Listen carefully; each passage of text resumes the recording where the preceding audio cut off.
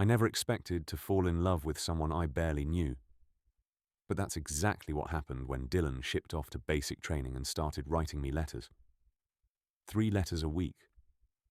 Every single week. Even though I didn't write back for the first 2 months. Even though we'd only hung out maybe a dozen times before he left.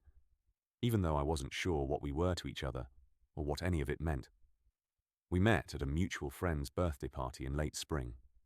One of those cramped apartment gatherings where everyone's crammed onto a balcony, drinking cheap beer, and pretending the music isn't too loud. Dylan was the friend of a friend, just back from a semester abroad, talking about maybe joining the military. I remember thinking he had kind eyes, the sort that crinkled at the corners when he smiled, which he did a lot.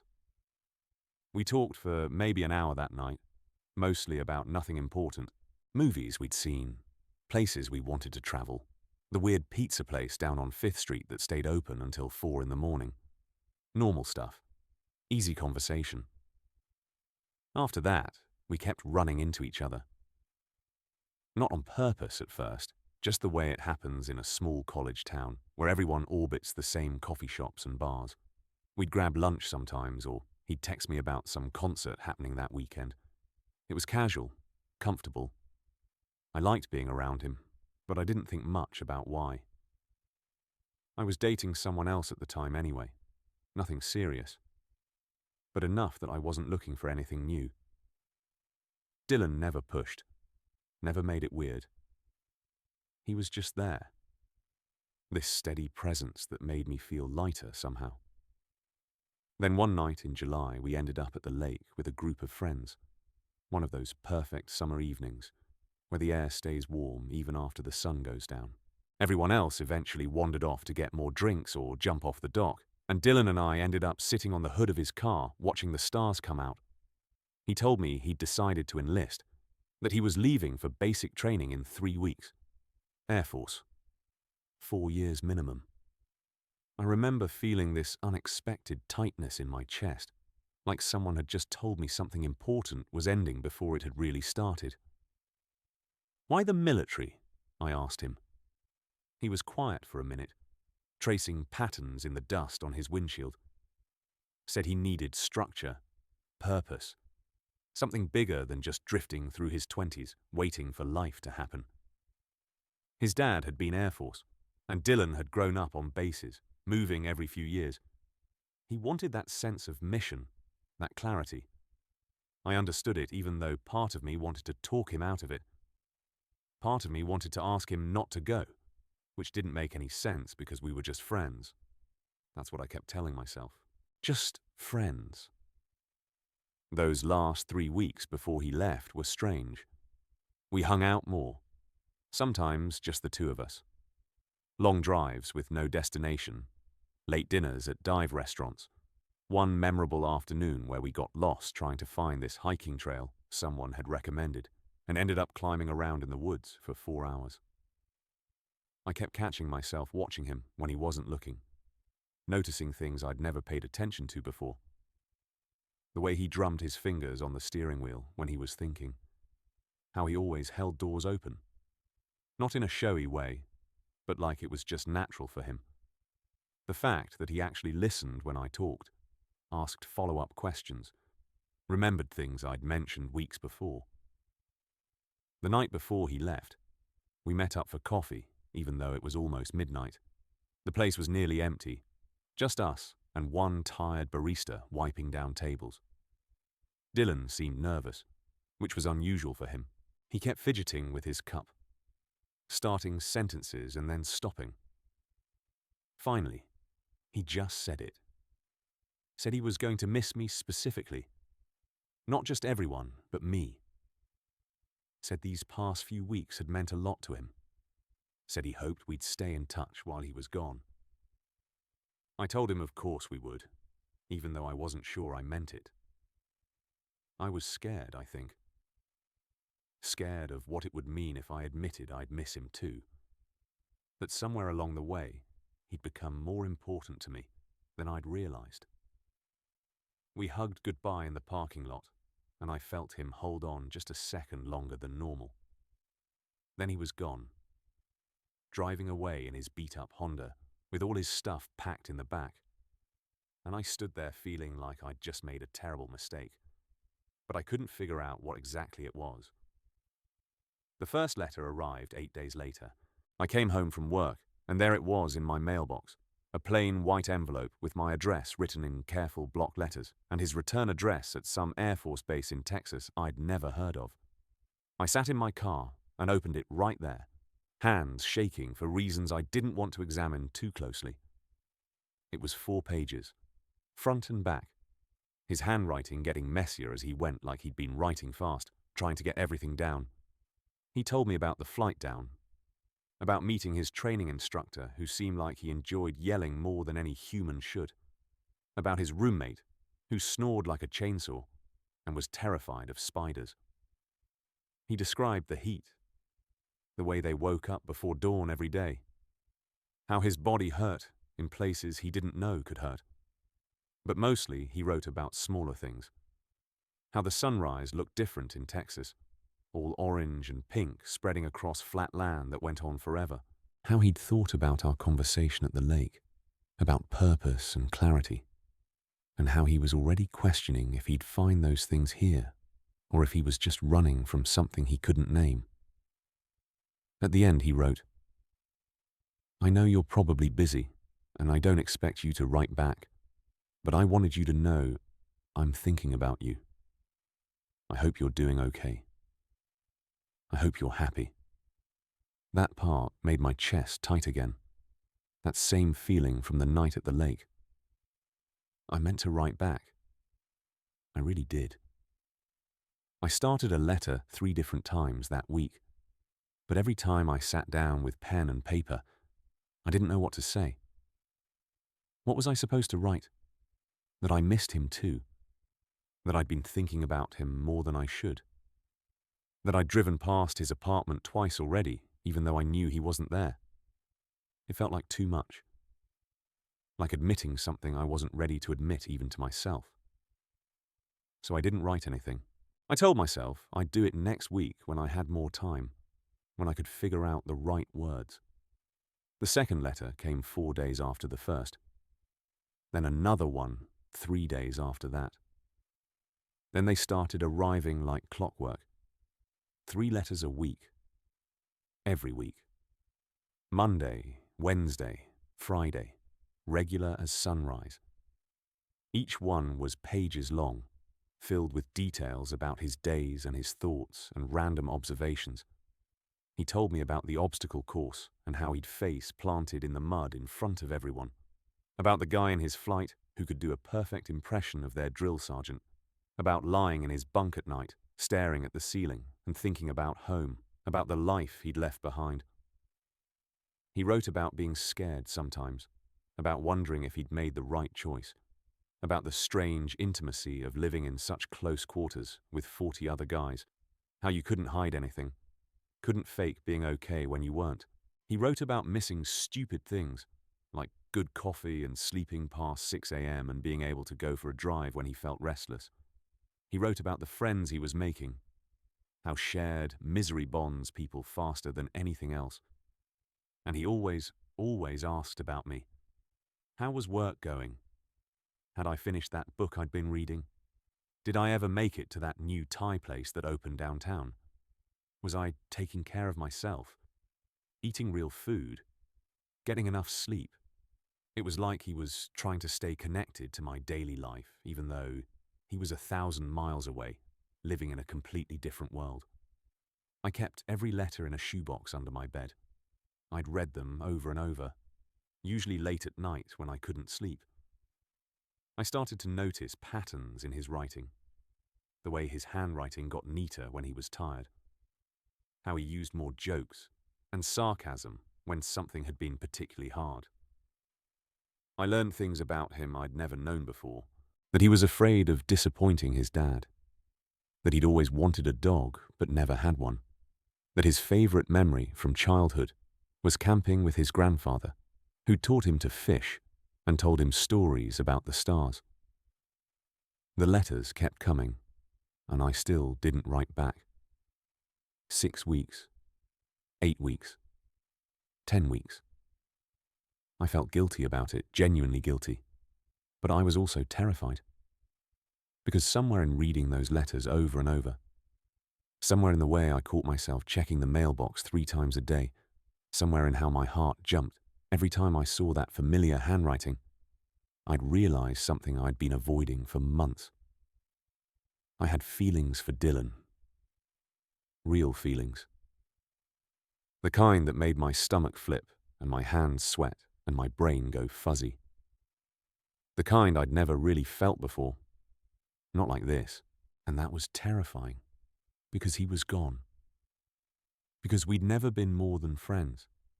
Because I didn't know if he felt the same way. Or if he was just lonely. And I was a connection to home. Because I'd never felt this way about a guy before. And I didn't know what to do with it. I dated women exclusively up until then. Never really questioned it. But lying in bed at night, reading Dylan's letters, I couldn't deny what I was feeling. Couldn't pretend it was just friendship, or nostalgia, or anything other than what it was. My roommate finally called me out on it around week 12. I was reading the latest letter for probably the 5th time, sitting on the couch, with this stupid smile on my face I didn't even realize I was making. He looked up from his laptop and said, "You know you're in love with him, right?" Just like that. Casual as commenting on the weather. I tried to deny it, but he just laughed. "Dude," he said, "you've been moping around here for 3 months. You read his letters like they're sacred texts, and you get this look on your face every time you talk about him. Either you're in love with him, or you're having some kind of extended medical episode." That night I finally sat down and wrote back. It took me 4 hours and about 20 false starts. But I did it. I told him about work, about the book I'd finished and the new one I'd started. I told him about the Thai place, how I'd tried it and thought of him the whole time. I told him I'd been reading all his letters, that they meant more to me than he probably realized. I didn't tell him everything, not yet, but it was a start. I mailed it the next morning before I could talk myself out of it. His response came faster than usual, just 2 days later. He sounded so happy I could practically hear it in his writing. He said he'd been worried I'd forgotten about him, that the letters were annoying, that he was being too much. He said getting my letter had made his entire month, that he'd read it to his roommate, who was now demanding to meet me someday. He said he'd been afraid he'd imagined the connection between us, that maybe he'd built up our friendship into something bigger in his head, because he was lonely and stressed and homesick. That letter changed something. I started writing back regularly, once a week at first and then more often. We fell into this rhythm, this ongoing conversation, stretched across distance and time. His letters stayed consistent, 3 times a week. But now I was matching him, sending my own thoughts and stories and observations. We wrote about everything. About our childhoods and our dreams and our fears. About the small moments that made up our days. About the big questions we were both trying to figure out. I told him things I'd never told anyone. About feeling lost sometimes. Like everyone else had figured out who they were supposed to be and I was still just guessing. About my complicated relationship with my parents who loved me but didn't really understand me. About wanting something more from life, but not knowing what that something was. He wrote back with his own vulnerabilities, his own uncertainties. The letters became this safe space where we could be completely honest, more honest maybe than we'd ever been face to face. Around week 16, his letters started changing tone slightly, more personal. He wrote about missing me specifically, about thinking about me before he fell asleep, about remembering conversations we'd had, and wishing we could have more. About how talking to me, even through letters, made him feel less alone than anything else. He never said it directly, never used the word love or relationship or anything that definite, But the implication was there, growing stronger with each letter. I wanted to reciprocate, wanted to tell him I felt the same way, but I was still scared. What if I was reading too much into it? What if he was just being affectionate because we were close friends and he was isolated? What if I told him how I felt, and it ruined everything? So I kept my responses warm but careful, affectionate, but not too revealing. I hated myself for it a little, for being a coward, but I couldn't seem to push past the fear. Then came the letter that changed everything. Week 19, a Wednesday. I opened it sitting on my bed after a long shift at work, tired and not really prepared for what I was about to read.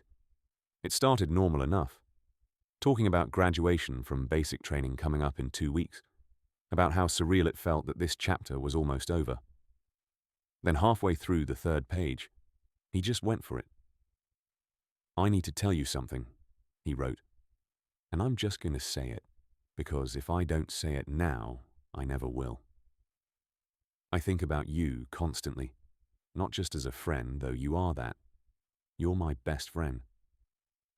But as more. I think I've been falling for you since that night at the lake, maybe even before that. Writing these letters, getting yours back. It's been the best part of this entire experience. You make me want to be braver, more honest. So here's me being honest. When I get back, I want to see you. I want to take you to dinner, a real date, and see if this thing between us is what I think it is. If you don't feel the same way, I understand. We can pretend I never said anything and just be friends. But I had to tell you. I couldn't keep pretending I didn't feel this way. I read that paragraph 10 times, my heart pounding so hard I could feel it in my throat. He'd said it. He'd actually said it. All the things I'd been too afraid to admit. He just put them out there, vulnerable and honest and terrifying. I started crying, which surprised me. Not sad crying, but this overwhelming relief, like I'd been holding my breath for months and could finally exhale. I wrote back that same night, didn't even try to play it cool or wait a reasonable amount of time. I told him yes. I felt the same way. I'd been feeling the same way, and I was an idiot for not saying it sooner. I told him about being scared, about never having felt this way, about a guy before, about not knowing what I was doing, but knowing I wanted to figure it out with him. I told him I'd be at his graduation if he wanted me there. I mailed it overnight, the most I'd ever spent on postage. Absolutely worth it. His next letter was short, just 1 page, but I've never treasured anything more. It said, "I want you there. I need you there." And then he'd drawn this terrible, childish smiley face that made me laugh and cry at the same time. I drove 12 hours to that Air Force base in Texas, left at 3 in the morning to make it in time for the ceremony. I'd never been more nervous in my life. What if it was different in person? What if the connection we'd built through letters didn't translate to real life? What if I'd built this up too much in my head? But the second I saw him in the crowd of families and graduates, all that fear evaporated. He saw me at the same moment, and his entire face lit up, this huge, genuine smile, and he started pushing through people to get to me. We met in the middle, and he hugged me so tight I could barely breathe, and I didn't care. He smelled like cheap soap and laundry detergent and something else that was just him, and it felt like coming home. We pulled back just enough to look at each other, and he said, "You're really here," like he couldn't quite believe it. I said, "I'm really here." And then we were both laughing because it was so obvious and so inadequate for everything we were feeling. That night after the ceremony and the formal stuff, we went to this terrible chain restaurant off the highway because it was the only thing open. We sat in a booth in the back and talked for hours. The same easy conversation we'd always had, but better somehow. charged with this new understanding between us. At one point, he reached across the table and took my hand, just laced his fingers through mine like it was the most natural thing in the world. He said, "I can't believe you drove all this way." I said, "I'd have driven twice as far." And I meant it. Before I left to drive home the next day, we stood in the parking lot of his temporary barracks, and he kissed me. Soft and careful. A question more than a statement. I kissed him back, and it felt like everything clicking into place, like my entire life had been leading to this moment in a parking lot in Texas, with this person who'd somehow become everything to me through handwritten letters and honesty. That was 8 months ago. We're long distance now while he finishes his technical training, but it's different than before. We still write letters, both of us. But now we also video chat and text and make plans for when he gets stationed somewhere permanent. It's not always easy, the distance, the uncertainty, but it's worth it. He's worth it. We're worth it. I keep all his letters still, both the ones from basic training and the ones he sends now. Sometimes I go back and read those early ones, the ones he wrote when I wasn't writing back, when he had no idea if I felt the same way. 3 letters a week, every week, even when he didn't hear from me. That kind of consistency, that kind of faith that something was worth pursuing even without immediate reciprocation, that taught me something about love I didn't know before. Real love is patient. It's showing up even when you're not sure the other person will show up too. It's being vulnerable even when it's terrifying. It's writing letters into the void and hoping they matter to someone. Dylan taught me that, and he taught me that sometimes the person you're meant to love finds you in the most unexpected way, through the most unexpected means. All it takes is the courage to be honest, to say what you feel, to keep showing up even when you're scared. 3 letters a week. That's how I learned what love really looks like.